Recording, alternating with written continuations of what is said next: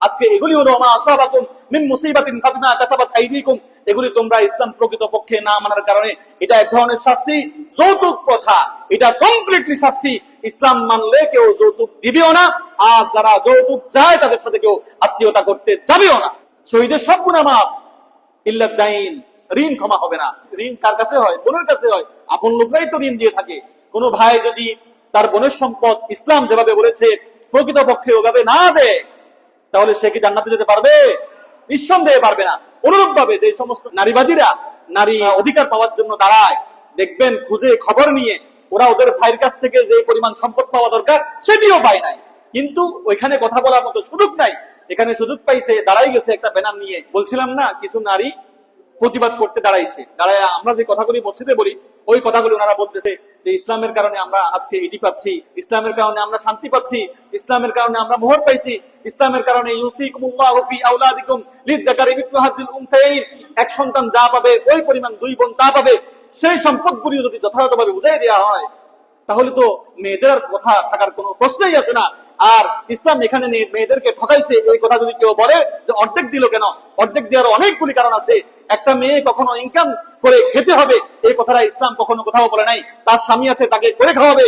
স্বামীর কাছে যাওয়ার আগে ভাই আছে, ভাই খাওয়াবে। এরপরে বাবা আছে, বাবা খাওয়াবে। সারা জীবন তুমি তোমার মাতা পিতার ঘরে খাবে।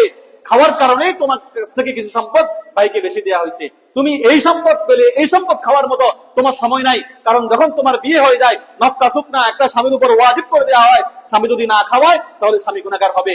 এবং তোমাকে যে মোহরটা পুরুষ থেকে নিয়ে দেওয়া হয়েছে এই মোহরটা কোন পুরুষ যখন বিয়ে করে তাকে দেওয়া হয় না, যদিও নাকি তোমরা পরিপূর্ণ ইসলাম না মানার কারণে আল্লাহ রাব্বুল আলামিন তোমাদেরকে যৌতুক প্রথা দিয়ে কষ্ট দিচ্ছে।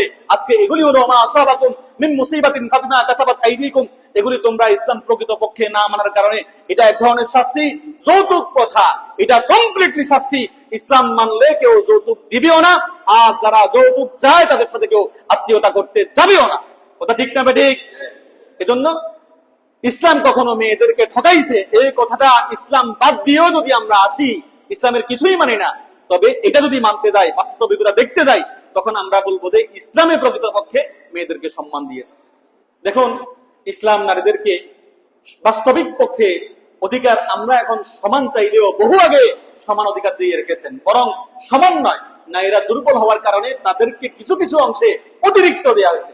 আপনাদেরকে যদি কেউ মেহমান হিসাবে খাওয়ায়, বসায় বসায় খাওয়ায় কোনো কাজ ছাড়া, আপনি কি তখন কাজ করতে চাইবেন? প্রকৃত বুঝের মানুষ কি কাজ করতে চাইবে? তো মহিলাদেরকে তো ইসলাম ঘরে বসে বসে বসে খাওয়ার জন্য ব্যবস্থা করে